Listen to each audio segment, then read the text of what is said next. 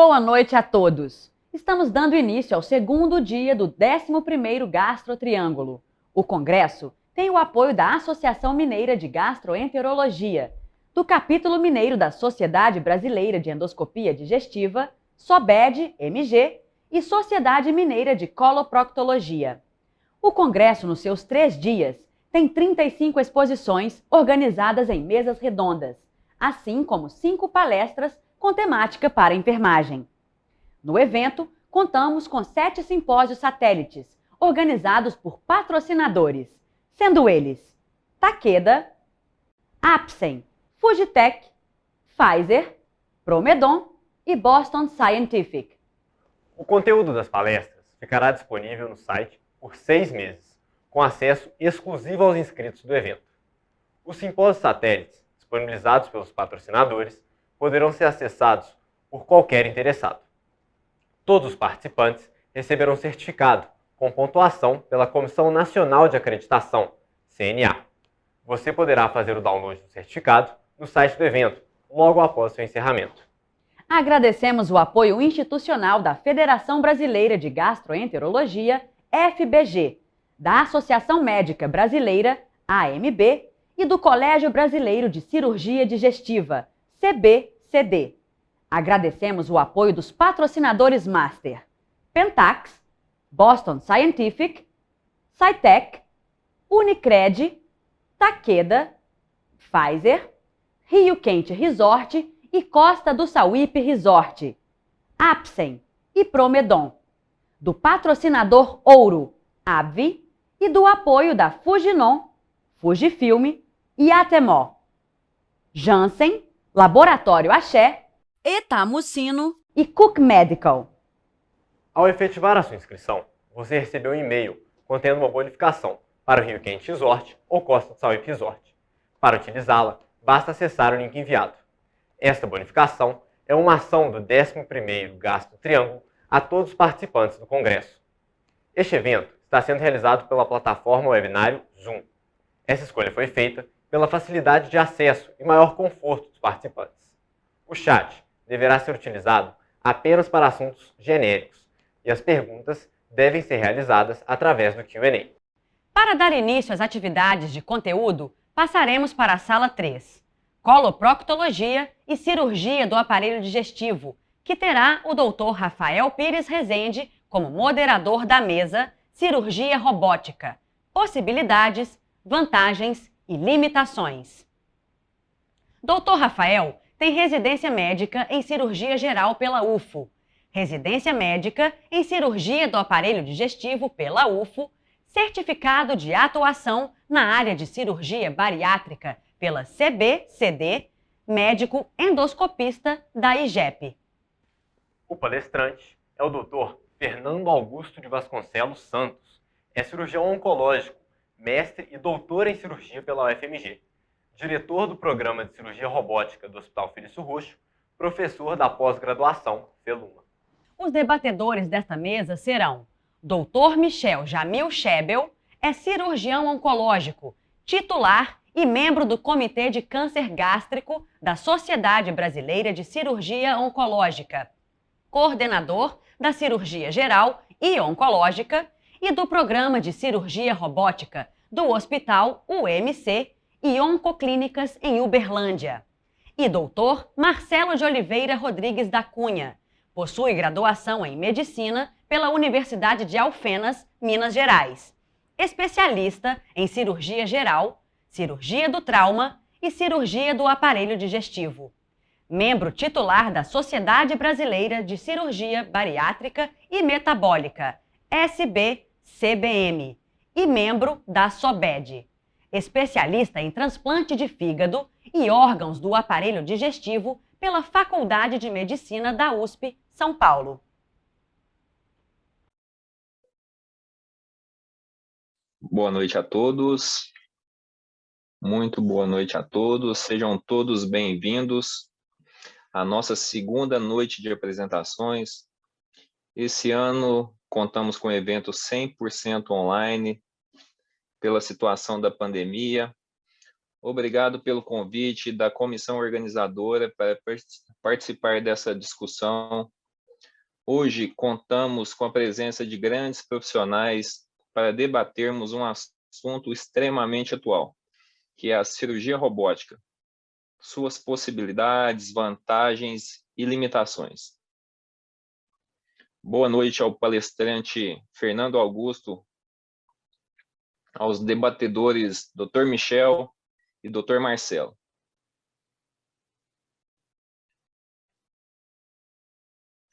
Queria convidar, primeiramente, o palestrante Dr. Fernando Augusto para começarmos a apresentação. Boa noite a todos. Gostaria de, antes de mais nada, dizer que é um privilégio estar aqui com vocês. Não é a primeira vez que eu participo do Gastro Triângulo. E agradecer especialmente ao Dr. José do Carmo pelo convite. E aqui, então, hoje falaremos um pouco sobre cirurgia robótica, possibilidades, vantagens e limitações, né? Essa apresentação ela não está segmentada dessa forma, dessa maneira com que o título foi aqui apresentado, mas nós iremos discutindo ao longo da apresentação essas questões relacionadas quando e como, onde eu vou aplicar a cirurgia robótica, quais são as vantagens para aqueles envolvidos durante o tratamento cirúrgico, de cirurgia robótica, falando do cirurgião e do paciente, e quais seriam talvez as principais limitações do método, né? Bom, antes de mais nada, é importante a gente salientar que essa questão de cirurgia robótica, da forma que nós a conhecemos hoje, ela não é nenhuma novidade, não. Essa gravura é uma gravura super interessante, que ela foi extraída de um artigo que foi recentemente publicado, como a gente consegue ver aqui, de 2016, né? Porém, esse artigo ele foi idealizado pelos engenheiros, o pessoal envolvido na conquista do espaço da NASA, lá em 1971, né? E na época, o que a NASA pensava, né? Assim, nós estamos mandando gente para o espaço, e se alguém passar mal lá? E se alguém precisar de cirurgia, como é que faremos, né? E aí eles bolaram, então, isso tudo, na verdade, na época, era uma questão teórica, né? Claro, mas eles bolaram um modelo em que ficaria um cirurgião aqui na Terra, esse cirurgião ficaria, então, assentado num console, né? Esse console, através desse console, seriam enviadas ordens que seriam transmitidas por satélites, e aí, então, a máquina executaria o procedimento cirúrgico no paciente, e a gente vê aqui, no caso, o astronauta, uma pessoa ajudando, né? E, curiosamente, é exatamente isso que acontece hoje em cirurgia robótica, né? Hoje nós temos um cirurgião que normalmente está na sala de cirurgia, nem sempre ele precisa ficar lá. Esse cirurgião executa procedimentos numa máquina, os telemanipuladores, e esses movimentos do cirurgião são transmitidos por cabo para a máquina que está ali acoplada ao paciente, que a gente chama de carrinho do paciente, e essa máquina executa aquelas ordens que o cirurgião passou, né? E, curiosamente, precisa do auxiliar tal qual aqui imaginado pela NASA em 1971, né? E uma curiosidade, a gente fala muito em cirurgia robótica, a gente tende a imaginar que a cirurgia robótica, a máquina é independente. A máquina não é independente, né? A máquina nada mais é do que um escravo do cirurgião. O cirurgião determina a ordem através de movimentos manuais e a máquina executa.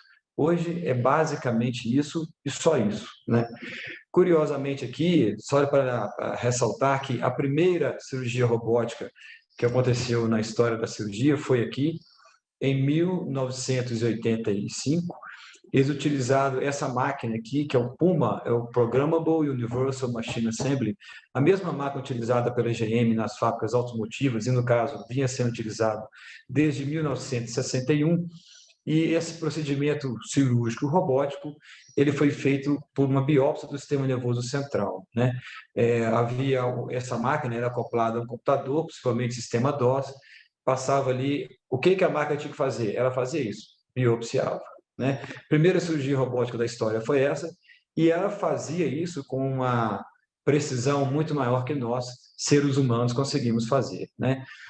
Eu falei, então, que a primeira cirurgia robótica foi em 1985. Esse aqui é o modelo, a tecnologia foi se aprimorando, esse é o modelo de 1994, 10 anos depois, e ele foi desenvolvido aqui pela Computer Motion, que foi muito importante nessa questão da cirurgia robótica, tal qual nós a conhecemos hoje, né? Modelos utilizando a laparoscopia, e onde o cirurgião, nesse modelo aqui, controlava a câmera através de comandos verbais, né? Os equipamentos foram evoluindo, né? Aqui a Computer Motion, olha, a mesma companhia desenvolveu o sistema Zeus, e foi por meio desse sistema Zeus que foi feita a primeira cirurgia transatlântica da história, né? O cirurgião em Nova York, paciente em Estrasburgo, e um competidor da Computer Motion, a Intuitive Surgical, criou o Da Vinci. Eles têm princípios semelhantes, mas têm diferenças muito grandes. Aqui os braços são separados e acoplados à mesa, e aqui o cirurgião fica na posição pouco confortável, e aqui o cirurgião na posição muito confortável no console, e aqui a máquina. Se vocês lembrarem daquela gravura lá da NASA, olha o cirurgião sentado no console, olha a máquina no paciente e olha aqui o auxiliar, né? No caso, seria um cirurgião, segundo a NASA, o astronauta e um outro astronauta auxiliar. Aqui, no caso, é o cirurgião, o paciente, a enfermeira ou o enfermeiro, né? A cirurgia robótica teve suas primeiras aplicações dentro de contexto clínico no finalzinho dos anos 2000, e em 2003, no ano de 2000, a FDA aprova o robô para utilização, e em 2003, a Computer Motion é comprada pela Intuitive Surgical e estabelece, então, um monopólio. Todos os robôs utilizados no mundo são da Intuitive Surgical, o sistema Da Vinci. Então, aqui eu posso falar livremente de Intuitive Surgical, de Da Vinci, que não tem conflito nenhum de interesse, que são só eles que têm a máquina no mundo inteiro, que, por sinal, isso é uma coisa muito ruim, né? Isso é uma das grandes limitações da cirurgia robótica atualmente. Nós temos um monopólio, e com isso a gente tem lentidão na liberação de tecnologia e custo alto, né? Nós estamos pagando aí ticket de primeira classe e viajando em classe econômica, né? Bom, em relação aos benefícios da cirurgia robótica, hoje a gente tem os benefícios mecânicos, né? A gente não tem benefício ainda relacionados à inteligência artificial, à utilização de softwares que permitem a sobreposição de imagens à víscera que está sendo operada, as informações em tempo real, igual a gente vê no Google, digita no Google, encontra tudo que a gente quer encontrar. Talvez, quem sabe, o cirurgião faça uma pergunta ao robô e ele traga todas as informações do Google ali na tela. Isso não existe ainda, né? O que a gente tem hoje de benefícios são os benefícios mecânicos, né? Estabilidade de câmera, isso parece simples, mas não é, né? Na cirurgia laparoscópica, o auxiliar cansa, a mão dele cai, então a câmera muda de posição. A visão em 3 dimensões. Isso aqui é como se você entrasse em outra dimensão. Você sai de onde você está e vai para um outro lugar no espaço, porque quando você coloca seu rosto no console e enxerga a imagem em 3 dimensões, você está inserido dentro da cavidade abdominal, que é o meu caso. Eu faço cirurgias do aparelho digestivo, especialmente cirurgias oncológicas, é o que mais me dedico.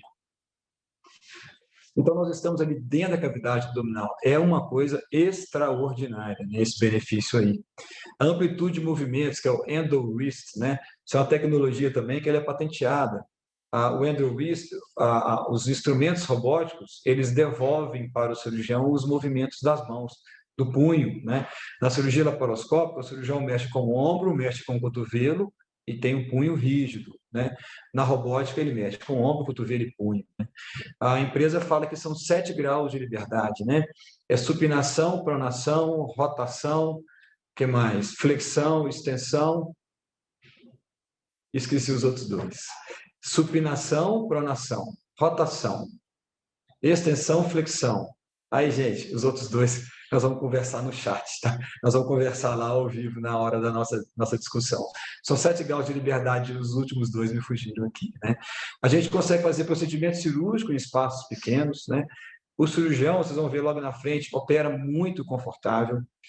E eu imagino o seguinte: se o cirurgião está confortável, o cirurgião tem mais tranquilidade e paz para operar, ele opera melhor. Isso é um benefício indireto para o paciente que é incalculável, né? A absorção dos tremores, as pinças têm um movimento muito preciso, né? Estabilidade de pinça auxiliar, né? O próprio cirurgião faz a câmera que ele e obtém as imagens que ele quer ver, e o próprio cirurgião auxilia a si mesmo. O cirurgião cuida da câmera, do primeiro auxílio, do segundo auxílio, do primeiro auxílio, de sua mão direita e de sua mão esquerda, né? Então, esses benefícios são fantásticos. E o curioso é que são fantásticos, mas dentro de 10, 15 anos, talvez até menos, nós vamos achar isso até um pouco ridículo, porque a gente está muito no beabá da robótica, tá? Isso aí, olha, é o que a gente está vendo, é a cirurgia laparoscópica. Todo mundo aqui já viu uma operação laparoscópica. Isso aqui sou eu, né? Eu já tenho a coluna detonada, minha coluna é muito ruim, eu tenho essa curvatura aqui acima do normal. Mas olha a minha posição para fazer uma cirurgia laparoscópica. Quem é que aguenta ficar na posição dessa 3, 4 horas? Eu não tenho mais saúde para isso não, tá, gente? Agora, olha essa outra aqui. Eu estou assentado, com o cotovelo descansado nesse anteparo, o meu ombro não está pesando, eu não tenho hiperextensão cervical e nem tenho sobrecarga sobre minha região cervical. Nessa operação aqui, você pode me deixar aí 10 horas que eu fico, qualquer cirurgião fica. A gente levanta disso aí e descansado, né? Ao tempo em que a gente tem instrumentos, aquilo que eu falei do EndoWrist, olha a angulação desse instrumento. Nós vamos ver em vídeos para frente como é que essa angulação funciona, né? Isso aqui é a visão em 3D, o robô ele tem duas óticas fundidas em um tubo só, né? E essas duas óticas lançam as imagens lá no carrinho de visão, há uma fusão das imagens e a gente consegue imagem 3D em alta definição, que é uma coisa absolutamente fantástica, né? Isso é uma grande vantagem da robótica. Uma desvantagem da robótica, olha o tamanho disso aí, né? Essa pessoa que está aqui é o Alberto. O Alberto é um amigo meu, a gente esteve lá em Chicago em 2011, foi quando a gente começou a acompanhar e desenvolver essas coisas de cirurgia robótica. O robô ele tem mais ou menos 1,85 m, 1,90 m de altura, né? E o sistema robótico, ele pesa 1,3 kg. É gigante, né? Não faz sentido, nessa época em que tudo está miniaturizado, ter um equipamento tão grande assim. Você vê que, olha o que o monopólio faz. Essa máquina já era para estar menor hoje, né? Nós temos aí 20 anos de monopólio, né? Mas nós continuamos lidando com a máquina desse tamanho. Ela não entra em qualquer sala de cirurgia, tá? Ela ocupa muito espaço. Se acontece uma emergência aqui, a gente precisa ter acesso rápido ao paciente, a gente não tem esse acesso rápido, não. Essa máquina é grande demais, né? Tem que ter espaço para o console, onde o cirurgião fica sentado. Então, esse é um dos problemas que a gente enfrenta. Eu, particularmente, entendo isso como um problema, mas, dentre eles, talvez um dos menores. A gente consegue contornar isso bem, mas é um problema, né? Um ponto super positivo para a robótica mudou a forma de ensino de cirurgia, né? A gente hoje ensina, pelo menos eu até agora, né, nos serviços onde nós temos residentes, eu entro na operação com o residente e pego na mão dele e faz assim e faz aquilo, né? No robô, não. O robô você tem que simular antes, ou obrigatoriamente simular. Se você não simula, se você não aprende a mexer na máquina antes, você não opera. Tá? Então, não tem esse negócio de mais ou menos. Então, isso é muito bom. E eu entendo que isso eu acho que vai se tornar uma rotina do cirurgião de ensinar em simulação antes de ensinar à beira do leito, né? À beira da mesa de cirurgia. Então, isso eu acho que é uma grande contribuição da cirurgia robótica. A simulação não nasceu com a cirurgia robótica, mas ela é obrigatória na cirurgia robótica, né? Então, acho que isso é uma das grandes vantagens dessa tecnologia, né? Pensando agora, assim, quais seriam as suas aplicações? Se a gente olhar a parede abdominal desse paciente aí, a gente vê que isso é uma cirurgia laparoscópica, né? Cirurgia laparoscópica, vesícula, hérnia de hiato, hérnia inguinal, qualquer uma, câncer de estômago, cirurgia de fígado, hepatectomia, cólon, qualquer uma, é uma cirurgia laparoscópica. Ou seja, quais são as possibilidades da cirurgia robótica? Qualquer procedimento cirúrgico feito por acesso minimamente invasivo pode ser feito pelo robô. Na cavidade abdominal, laparoscopia, na cavidade torácica, toracoscopia. Ponto final. ela se aplica a tudo, tá? Aí depois você vai ver se precisa, se o custo-benefício vale a pena. Isso é uma outra história. Mas possibilidade é para tudo, tá? Eu, particularmente, nunca fiz uma colecistectomia laparoscópica. Desculpa, robótica. Por quê? Eu acho tiro de canhão para mosquito. Eu acho que é caro demais para uma vesícula, que usualmente é um procedimento cirúrgico de morbidade e mortalidade muito baixa, menos de 1%, né? Agora, para uma esofagiectomia, uma hepatectomia, uma duodenopancreatectomia, eu não quero mais fazer de outra forma que não seja robótica, porque ela facilita demais a nossa vida, né? Aquela questão do endo-wrist, né, do movimento de punho que eu falei para vocês, né? Olha aqui o tamanho da ponta do instrumento, isso aqui é uma moeda de 1 centavo norte-americana, uma moedinha pequenininha. Olha o tamanhozinho da ponta desse instrumento. A gente consegue fazer operações complexas num espaço muito pequeno. Isso aí fez com que a cirurgia da próstata decolasse, né? E de problemas, o que seria talvez uma das piores coisas da robótica atualmente? Custo, né? Ela ainda é cara, né? O equipamento custa $1,5 milhão, né? A manutenção desse equipamento é em torno de 200, 300 mil dólares por ano. Você tem um custo de pinças por procedimento cirúrgico que no mais baratinho seria em torno de 8, 10 mil reais. Não é nada de outro mundo o custo por operação, né? Não é nada de outro mundo, mas não é barato também. Se a gente pensar em medicina privada, ok, ela é aplicável, mas a medicina pública, no SUS, eu não vejo condição de fazer isso das formas atuais, né? E por que faz ela ser tão cara? O monopólio. Nós temos 20 anos de uma empresa só tomando conta. Para que eu vou fazer barato se eu posso ganhar mais dinheiro? É assim que os empresários pensam, né? E essa questão da cirurgia robótica, da cirurgia robótica vem muito aqui, olha, esse artigo é um artigo muito bacana e estabelece um paralelo entre a indústria 4.0 e a cirurgia 4.0, né? Começando no número 1. A indústria 1.0 é nessa época aqui, ó, máquinas a vapor. A indústria 2.0 na produção em massa, 3.0 na automação, no robozinho, igual aquele Puma que eu mostrei lá atrás na primeira cirurgia robótica, e agora a internet das coisas. Uma máquina conversa com outra máquina e elas decidem o que fazer. Muito interessante isso. Essa é a fase indústria 4.0. E agora nós estamos entrando na cirurgia 4.0. Lá no 1900, a gente aprendia anatomia, depois a gente aprendeu a transplantar, aí a gente aprendeu a diminuir o trauma cirúrgico, e aqui entra a laparoscopia, que foi um marco da história da cirurgia, mudou completamente a história da cirurgia, né? E, em parênteses, a cirurgia robótica, ela usa a laparoscópica como um trampolim, parte desse ponto para frente, tá? A cirurgia laparoscópica, a base da cirurgia robótica, a base dela é a laparoscópica.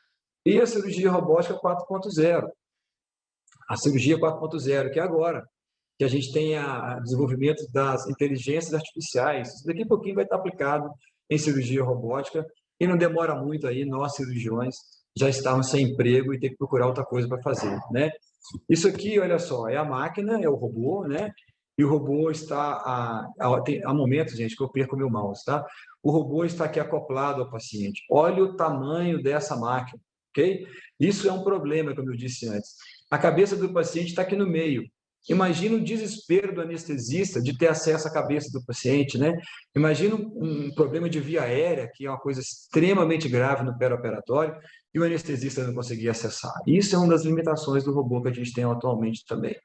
Esses são os instrumentos robóticos que habitualmente utilizamos para fazer as nossas operações, né? Aqui eu quero mostrar esse vídeo da aplicação da robótica, né? Esse aqui é um caso de uma doença benigna. O paciente tinha uma hérnia de hiato gigante. Olha o tamanho desse anel herniário aqui, né? O estômago, ele era herniado para a cavidade torácica. Eu não sei quantos minutos eu tenho, espero não estar muito atrasado no tempo, mas o estômago, ele está aí herniado para a cavidade torácica. Olha só a amplitude de movimento que essa pinça robótica possui, tá? Você vê que ela não está reta, ela está angulada, e angulações das mais diversas, né? A indústria fala que essa angulação chega a 570 graus, né? operar hérnia de hiato, qualquer caso, paciente magrinho, que não tem hérnia, que tem um esfíncter esofagiano incompetente, então eu não sei se a cirurgia robótica seria, no momento, aplicável a ele. Na verdade, seria custo-benefício para ele, né? Aplicável ela é, tá? Eu, atualmente, quando faço esses tipos de operações, eu aplico a cirurgia robótica para as grandes hérnias hiatais, o estômago intratorácico, polvo, etc. Eu não opero pacientes virgens de tratamento que não têm grandes complicações, né? O vídeo segue e eu quero mostrar outro vídeo que logo mais adiante. Esse aqui é um outro caso, agora a aplicação para a doença neoplásica, né? A gente vai pensar nos princípios da cirurgia oncológica, que são margens de segurança, ressecção em monobloco, linfadenectomia, talvez aí são os princípios, são os pilares da cirurgia robótica, da cirurgia oncológica. A gente consegue isso tudo com muita facilidade na robótica, com muita segurança na robótica.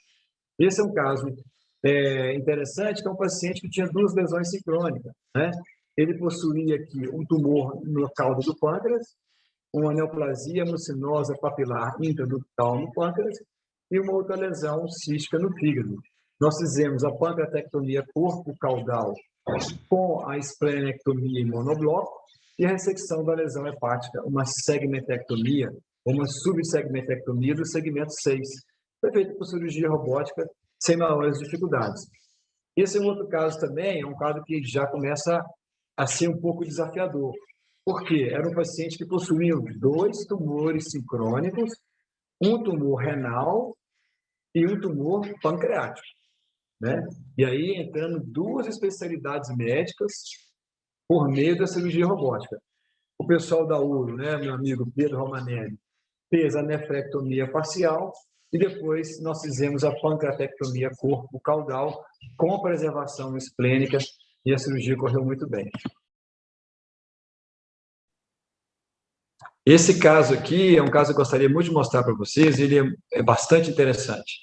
E por que eu falo isso, né? Esse procedimento cirúrgico aqui, ele é um dos procedimentos cirúrgicos mais complexos que nós temos no aparelho digestivo, né? A duodenopancreatectomia cefálica, também conhecido como cirurgia Whipple, né? É um procedimento cirúrgico em que o conhecimento da anatomia, a destreza do cirurgião em técnica operatória e a experiência do cirurgião são muito importantes para a realização desse procedimento cirúrgico. Eu estou falando isso para a cirurgia aberta, isso vale muito também para a cirurgia laparoscópica e também, por que não, para a cirurgia robótica, né? Eu, particularmente, comecei essa operação por acesso minimamente invasivo com a laparoscopia, hoje eu já não faço mais, eu utilizo sempre o acesso robótico para isso, e entendo também que, para o cirurgião fazer a cirurgia robótica, as cirurgias robóticas de alta complexidade, ele tem que ter também treinamento em cirurgia laparoscópica, tá? Porque dessa forma ele entende a percepção do campo cirúrgico por intermédio de uma ótica. É diferente do cirurgião que nunca fez laparoscopia e começar uma robótica em procedimentos cirúrgicos complexos, daqueles cirurgiões que já começam na laparoscópia, aberta, laparoscópia e depois para a robótica. Eu acho que esses cirurgiões, eles têm um benefício em relação àqueles que fazem cirurgia aberta e que vão para a robótica. A curva de aprendizado é menor, né? A gente consegue perceber claramente a amplitude desses movimentos das pinças. Você vê que o cirurgião trabalha com as 2 mãos, controla a ótica e também controla a pinça auxiliar, né? O cirurgião tem em suas mãos energia bipolar na mão esquerda, energia monopolar na mão direita, e já comentando, todos esses movimentos feitos pelo cirurgião, eles não são perceptíveis no que diz respeito a tato, né? O cirurgião não tem nenhuma resposta tátil. A gente não sabe se estamos fazendo muita ou pouca força, se o tecido que nós estamos dissecando, ele é de consistência mais enrijecida ou não, né? Essa percepção, ela é toda visual, o cérebro interpreta essas alterações através da percepção visual, e nós somos treinados para isso na simulação. Por isso que a simulação também é muito importante em cirurgia robótica, né? Você vê que a gente tem muita amplitude aí de dissecção. A cirurgia robótica, ela sangra menos do que a aberta e do que a laparoscópica, ela retira o mesmo número de linfonodos ou até mais do que a cirurgia aberta, e certamente mais do que a cirurgia laparoscópica. Os pacientes da cirurgia robótica, eles têm menos dor no pós-operatório, eles têm menor intensidade de resposta endócrino-metabólica, retorno precoce à alimentação via oral, menor tempo de internação em terapia intensiva e menor tempo de internação hospitalar. Isso quando comparado à laparoscópica e à cirurgia aberta. Traz só benefícios. A cirurgia robótica, ela não acrescentou nenhum malefício para o paciente, tá? Vê que a gente consegue fazer a dissecção de uma maneira muito segura, utilizando a energia monopolar numa mão e a bipolar agora em outra mão, né? Eu vou adiantar um pouquinho o vídeo, e aqui a gente vê, talvez, um dos grandes benefícios da cirurgia robótica, que é a sutura. Essa é uma anastomose difícil, uma anastomose pancreato-jejunal do tipo ducto mucosa, né? O ducto é fininho, 5, 6 milímetros. Olha aí a sutura que a gente está fazendo com fio de 5, 6 zeros, né? É uma delicadeza brutal, né? Isso nos permite fazer suturas muito bem feitas, suturas muito seguras, e ficamos muito confortáveis com isso. Essa já é, adiantando um pouquinho o vídeo, a anastomose com o sistema biliar, é a colédoco-jejunostomia. Essa paciente tinha um tumor que não ocluía o vírsum, não ocluía a via biliar, então o ducto hepático dela era fino, e são fios 5 zeros ou 6 zeros, a gente consegue fazer uma anastomose com bastante segurança, com muita tranquilidade, e no momento em que a operação, usualmente nós já estamos muito cansados, né? A gente já tem o quê? 3, 4 horas de operação quando a gente está nesse ponto, tá? Então você ter essa tranquilidade, olha esse ponto em backhand, como é que o robô torna isso uma coisa relativamente simples, né? Bom, era isso que eu queria apresentar para vocês, né? Eu agradeço mais uma vez o convite por participar do Gastro Triângulo. Eu desejo a vocês todos uma boa noite, né? Nos encontraremos daqui a pouco para a nossa discussão e um bom congresso, um bom Gastro Triângulo para todos. Obrigado. Residentes, então essa exposição foi bem bacana nesse sentido. Vamos convidar agora os debatedores, Dr. Michel e Dr. Marcelo, para iniciarmos o debate. Vale lembrar que os participantes estão liberados para perguntas. E então começaremos pelo Dr. Michel. Boa noite, Michel. Boa noite, Rafael. Boa noite a todo mundo. Primeiro, agradecer a comissão organizadora, Rafael, João, pelo convite para participar desse congresso, que todo ano é sucesso aí de audiência. E ainda mais com o Fernando aí, um amigo, além de um grande cirurgião, uma pessoa muito amigável e afável. Não canso de falar isso para ele. Eu elogio muito ele, tanto a parte clínica como pessoa. Uma pessoa, sem dúvida, que ajuda muito quando a gente pede uma ajuda para ele. Ele foi meu proctor aqui na robótica aqui em Berlândia, ele me ajudou nas primeiras cirurgias aí, as mais complexas, umas duodeno-pancreatectomias. Então, é um prazer estar aqui com ele, com o Marcelo, nessa discussão.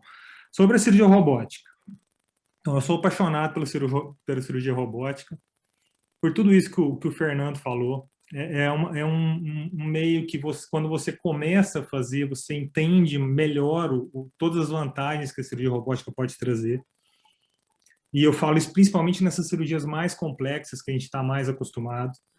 Então, eu não tenho dúvida que, dentro aí de pouco tempo, a robótica vai se tornar padrão ouro, assim como a laparoscopia foi no começo, há uns 20 anos atrás, quando ela começou, o seu custo também era alto. E com o tempo, esse custo foi diminuindo e se tornou padrão ouro nas maiorias das cirurgias abdominais. Em relação ao que o Fernando falou da independência da máquina, a máquina, isso eu acho que talvez a maior dúvida que os pacientes têm, se a máquina opera sozinha, quem que vai me operar vai ser o robô. Então, eu acho que esse é o grande mito que o paciente tem, e não só o paciente, alguns médicos que não estão tão afeitos assim à cirurgia, acabam fazendo essa pergunta. Quando a gente está no meio e fala sobre cirurgia robótica, mas como é que funciona? Ela faz? Se você programa a máquina, ela faz a cirurgia? Então, essa questão da independência da máquina talvez seja o maior mito que a gente tenta tirar do paciente. O robô em si tem algumas limitações. Lógico que não é as mil maravilhas aí como talvez alguns acham e pensam. Encontrei isso. Então, essa falta de sensibilidade no começo atrapalha a gente. Então, essa parte da simulação, igual o Fernando falou, para fazer a certificação da robótica, a gente tem que fazer pelo menos 30 horas de simulador. Então, essa parte da simulação ajuda a gente bem a pegar essa parte da sensibilidade áptica, né? Então, a gente usa muito mais a visão do que a sensibilidade para dar ponto, para passar um ponto, para manipular uma alça intestinal. Então, essa sensibilidade no robô a gente não tem, então é mais visual. Isso talvez seja um ponto importante de limitação do robô, que com o tempo eu acho que isso vai ser revertido. A questão do monopólio de uma empresa só realmente atrapalha muito, e isso a maior limitação do robô é realmente o custo-benefício. Então, esse monopólio da empresa aí, da empresa que tem, que é a Intuitive, atrapalha a gente nessa questão do custo-benefício. É caro, não é um procedimento barato, o robô em si é caro. O robô 3,5 milhões de dólares. Então, o robô em si é caro, além das pinças serem caras também. Então, acho que quebrou esse monopólio, vindo novas plataformas robóticas, acho que esse valor vai cair.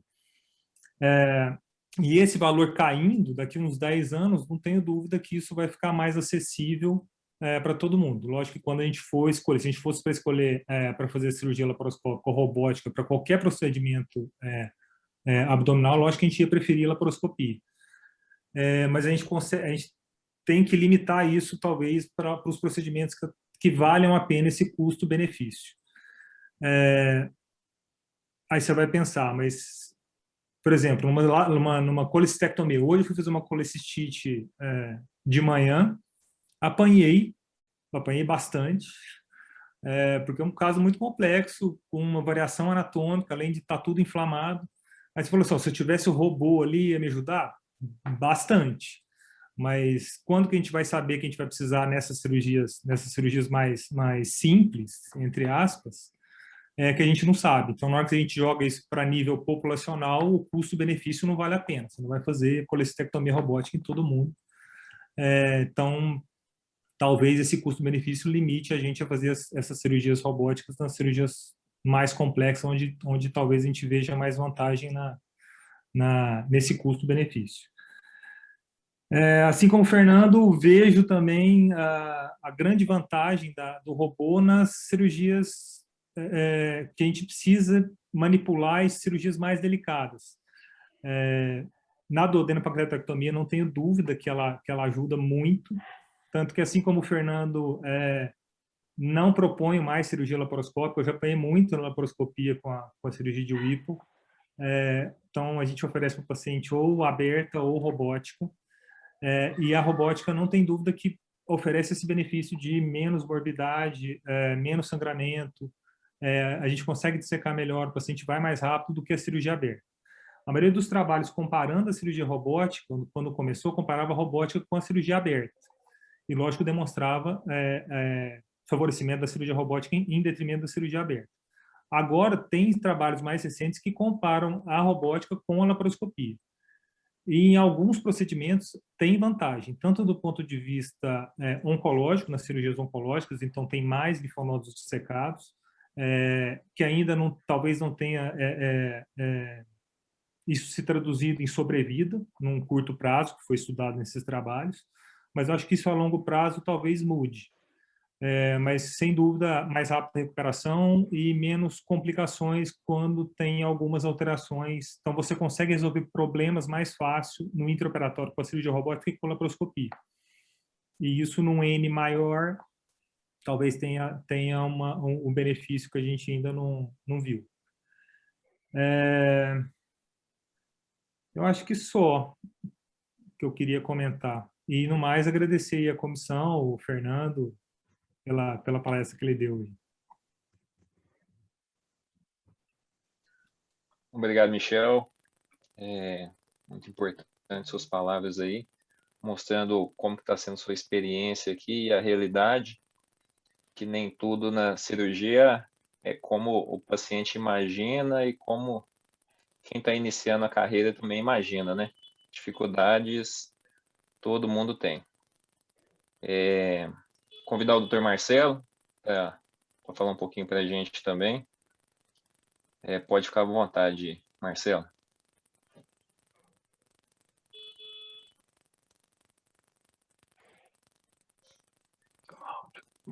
Marcelo, seu áudio não está saindo, não.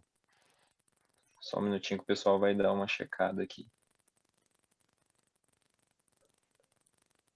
Marcelo, pode testa aí, vamos ver como que fica. Talvez você vai ter que ativar o fone pelo Zoom aí.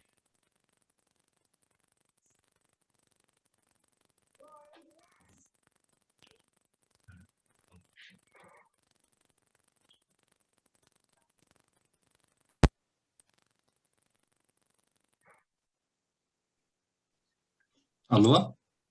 Isso, agora deu certo. Obrigado, Rafael. Bom, eu queria agradecer a comissão organizadora pelo convite, em especial ao Dr. João Bosco. E vou falar um pouquinho da minha história, né? Também estou iniciando aí na robótica. O professor Jacques Marescot, que é o presidente do ERCAD, ele é muito entusiasta da tecnologia, da cirurgia robótica, e é muito interessante para todos aí que escutaram a brilhante palestra do Dr. Fernando.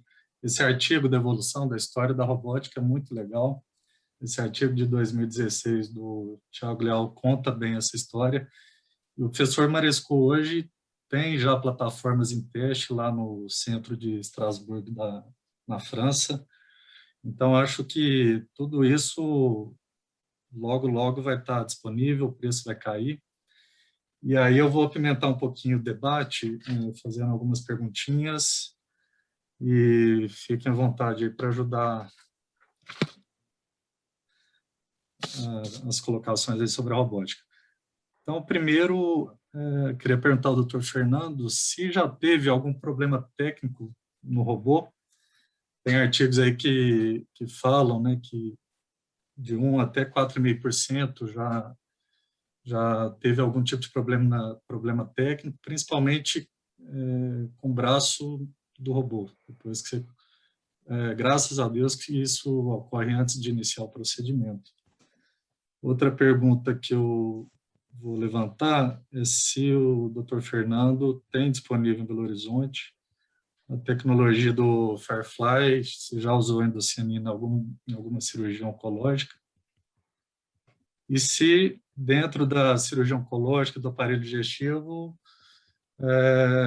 Michel, Dr. Fernando acha que tem a cirurgia Gold Standard para iniciação na robótica, porque eu acho que existe muito entusiasmo de cirurgiões para estar começando a cirurgia robótica e muitas vezes pulam um step na própria formação, na dedicação de aprender a cirurgia em si, a anatomia daquela cirurgia e tratar também as complicações perioperatórias. Então, deixo as questões iniciais aí, Dr. Fernando, Dr. Michel. Ok, Marcelo, boa noite. Obrigado aí pelas perguntas. É um prazer. Eu tive em Belo Horizonte em 2008, não tive o prazer de conhecê-lo, mas Dr. Savassi, Alexandre Rezende, a equipe aí que nos apoia sempre.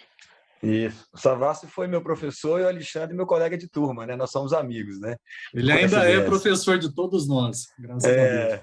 Isso. Bom, antes de responder suas perguntas, Marcelo, só agradecer ao Michel aí. Michel, ele encheu minha bola, mas na verdade, quando eu fui lá para ser proctor, né, preceptor dele, eu voltei, eu falei até aqui em casa, eu fui lá para ensinar e aprendi demais que o Michel me ensinou muita coisa. Impressionante a capacidade do Michel como cirurgião, né? E além de ser uma ótima pessoa e um grande amigo. Mas, Marcelo, em relação a essa questão, se eu já tive problemas com o robô, né? Eu já tive problemas já. Em um caso, um braço do robô ficou inativo, né? O robô, nós temos 4 braços, um que é destinado ao endoscópio e 2 para a mão direita e a outro para a mão esquerda do cirurgião e o 4º braço para a pinça auxiliar. No caso, travou o 4º braço e pronto, acabou a cirurgia. Eu não consegui seguir adiante, porque esse braço ele era muito importante na exposição daquele procedimento. Porque o que aconteceu, né? A gente deslocou o robô, nós interrompemos o procedimento cirúrgico robótico. Nós estávamos ali, é uma operação de umas 4 horas, tinha 1h30 de cirurgia. E nós interrompemos a cirurgia robótica, tiramos o robô e finalizamos por laparoscopia, né? Então, foi a solução. Nós continuamos minimamente invasivo, só que nós perdemos o benefício da robótica. Foi, felizmente, um problema que foi facilmente resolvido sem prejuízo para o paciente, né? E eu tive uma outra situação que não foi bem um problema, mas é uma coisa que tem que ser muito bem planejada na robótica. É um paciente que tinha um tumor de cabeça de pâncreas e foi submetido ao tratamento neoadjuvante, porque havia invasão vascular e arterial e venosa, né, dos vasos mesentéricos. E no pré-operatório, a gente deparou com a invasão da via mesentérica superior. Nós fizemos isolamento vascular, mas na hora de manipular a veia abriu, sangrou. Então, isso é uma dificuldade, né? No sangramento agudo, com aquela máquina docada ao paciente, o que a gente faz, né? Então, a solução que a gente teve foi usar um braço para comprimir a veia, com isso houve uma interrupção temporária do sangramento. Nós entramos no campo, tiramos os outros braços, fizemos laparotomia e tiramos o braço sob visão e correu tudo bem. Então, seria um problema mecânico e um outro problema de você não estar ali no campo cirúrgico, né? Em relação ao verde de indocianina, nós temos aqui em Belo Horizonte, mas eu não tenho experiência, né? No hospital onde eu trabalho, uma grande parte das minhas operações são feitas nesse hospital, mas a gente não tem o software para o verde de indocianina. Então, eu particularmente não tenho nenhuma experiência com ele, não. Eu não sei se o Michel tem alguma experiência com verde, então, infelizmente, eu não poderei fazer muitos comentários sobre isso, né? E sobre o caso standard, né, qual seria o caso bom para a gente fazer? Aí o conselho que eu recebi, que a gente passa, assim, faça aquele procedimento cirúrgico que você está habituado a fazer, né? Esse talvez seria o seu melhor procedimento. Cuidado com os casos muito complexos. Tente encontrar um caso dentre esses que você está habituado que não seja tão complexo. E tenha sempre um proctor com você. A figura do proctor, né, do preceptor, ela é muito importante.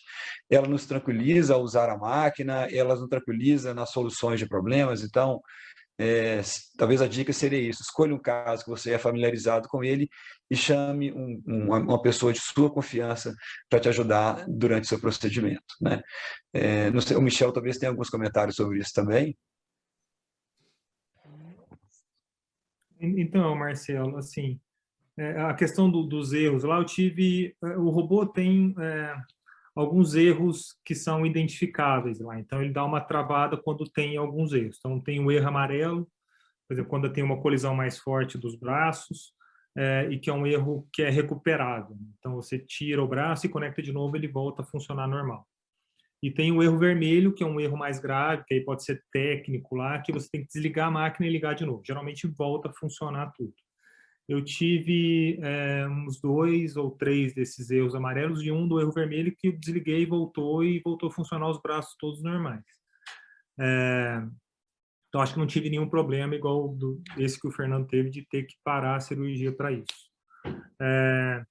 Eu atualmente estou com 102 cirurgias, a maioria delas, a grande maioria, tudo cirurgia oncológica, e eu tive esse erro aí. Então, talvez fica mais ou menos isso que você falou, em torno de 1 a 4%, mas foram erros que não prejudicaram o resultado final.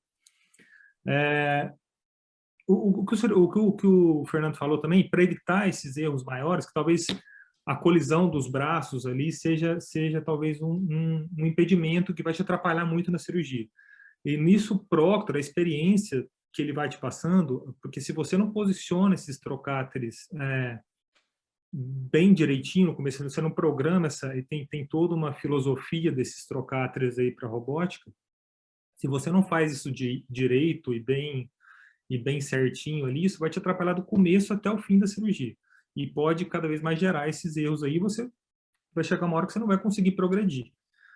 Porque você não vai ter acesso a certas regiões ali do abdômen se esses trocáteres vão ficar colidindo, se esses braços do robô vão ficar colidindo.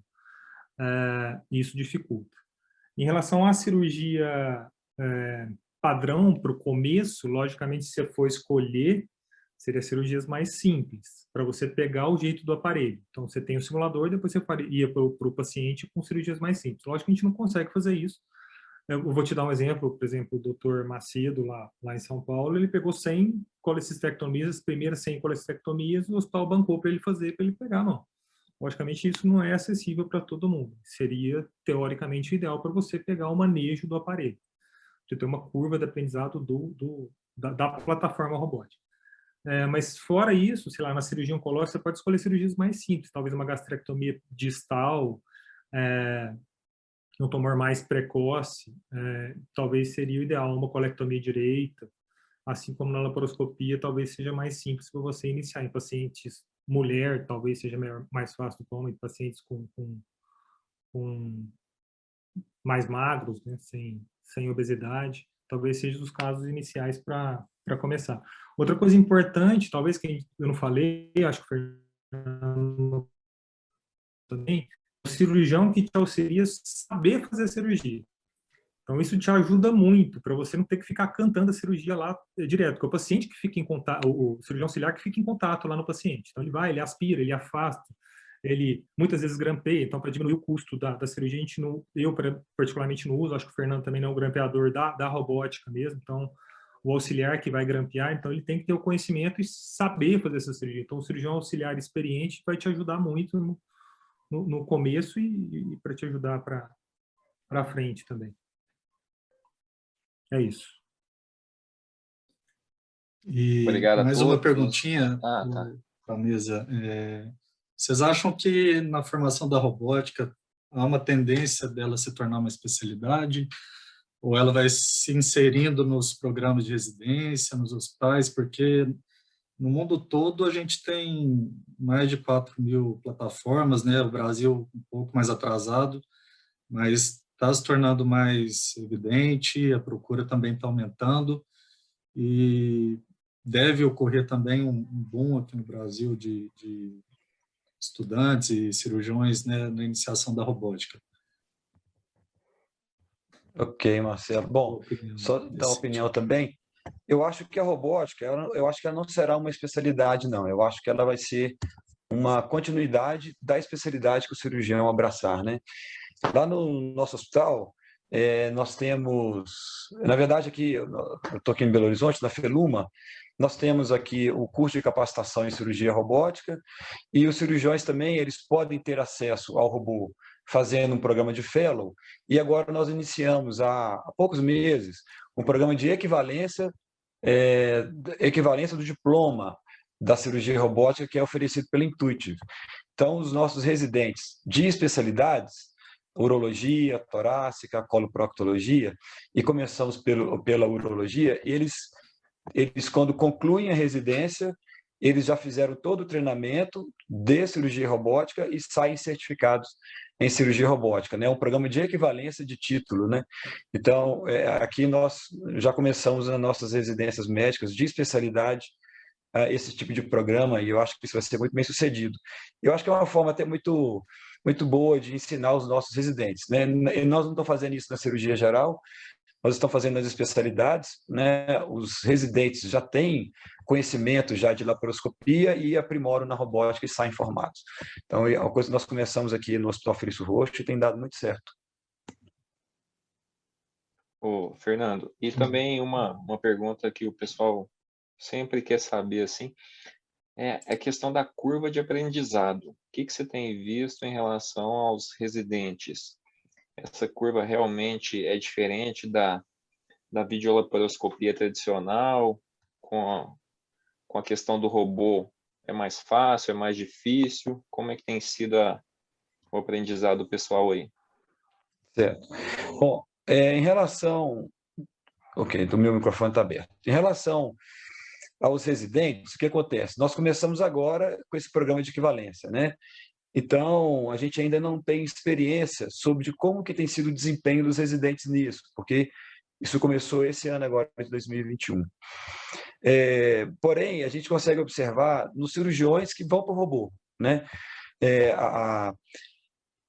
Quando o cirurgião ele não tem uma bagagem laparoscópica e ele sai da cirurgia aberta para a robótica, ele tem facilidade nos instrumentos, mas ele tem dificuldade na interpretação do campo, né? Porque a visão do campo cirúrgico laparoscópico é diferente da aberta, né? Então eles têm muita dificuldade com isso. Agora, quando o cirurgião ele tem experiência na laparoscopia, ele encaixa muito rápido na robótica. A robótica ela é extremamente amigável, né? Então ele faz ali a simulação. Quando ele vai para o robô com o Proctor, rapidamente ele adquire habilidade para seguir adiante. Então, a curva de aprendizado depende muito do procedimento, depende muito da frequência, depende muito da habilidade do cirurgião, mas a gente nota que o robô é mais facilmente de ser aprendido, e se o cirurgião tem uma bagagem de robótica, de laparoscópio, então fica muito mais fácil ainda, né? O Michel, eu fui lá como preceptor dele e pensei, meu Deus, o cara aqui sabe tudo. Foi excelente, a maior experiência que eu tive na minha vida. Bom demais. Alguém tem mais alguma pergunta? Só mais uma questãozinha Rafa, assim. só uma coisinha sobre... Pode falar. Não, só ia falar, só complementando isso que o Fernando falou, a plataforma robótica, uma que o Marcelo perguntou, acho que sim, é uma via de acesso, o robô é uma via de acesso, acho que não tem o mínimo sentido você fazer isso de uma especialidade. Talvez isso, no começo, foi pensado, assim, queira ou não, existe um monopólio da certificação também. Então, na verdade, há pouquíssimo tempo atrás ainda existe, só certificava quem a empresa queria. Então, isso tirou um pouco, assim, limitou um número maior de cirurgiões de ter acesso à plataforma robótica. As especialidades, a AMB entrou no ano passado para deixar as especialidades tomarem conta dessa certificação. Então, talvez isso seja o futuro. E não futuro tão longe, então futuro próximo. As sociedades fazerem a certificação dos seus associados. Por exemplo, a Sociedade de Cirurgia Oncológica fazer a certificação dos cirurgiões oncológicos, a Sociedade de Cirurgia Torácica, e já existe programa para isso, o CDC já tem um programa para isso. E isso que o Fernando está fazendo lá em BH é uma parte disso. Então, talvez isso democratize mais o acesso à cirurgia robótica, que ainda é limitado. E o que eu queria falar sobre... a cirurgia robótica não vai fazer um cara que opera a laparoscopia mais devagar, fazer ele operar melhor.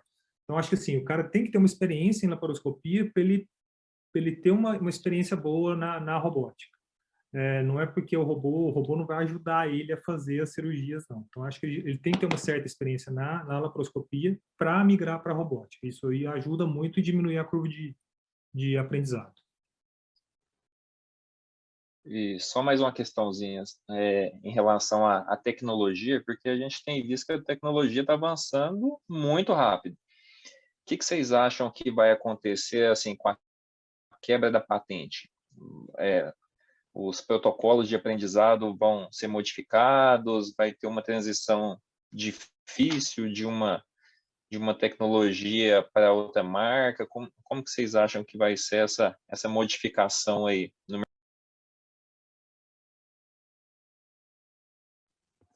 Bom, Rafael, realmente está para chegar, né, novas tecnologias, né? Ano passado já era para ter sido lançado o robô, mas que foi atrasado por causa do Covid, né? Que fecharam-se as fronteiras para todos os lados.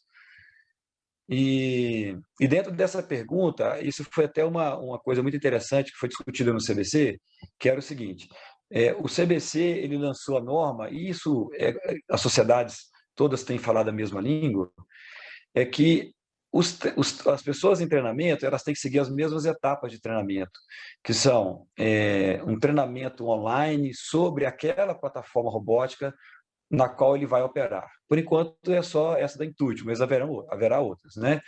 Então ele faz um treinamento online, depois ele faz um treinamento de simulação adequada para aquele equipamento que ele vai usar, depois ele faz operações em modelos inanimados, a questão animal ela é questionável, e depois ele vai para o robô. Ou seja, esse passo a passo parece que vai se aplicar a todos os sistemas robóticos que virão, só que essa fase inicial desse aprendizado online e esse simulador será mais direcionado para o equipamento que esse cirurgião vai utilizar.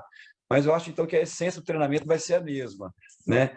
E eu acho que também esses equipamentos virão com ferramentas facilitadoras, igual o Marcelo falou, né? Mas é isso que o Fernando está falando. Assim, tem já plataforma robótica já da Medtronic para ser lançado, tem o Verb lá do Google com a Eticon. Então, isso tudo já está em projeto chegando aí, né? de fazer. Inclusive com realidade aumentada. E isso, igual você vai aprendendo, eu acho que isso você vai aprender o aparelho em si.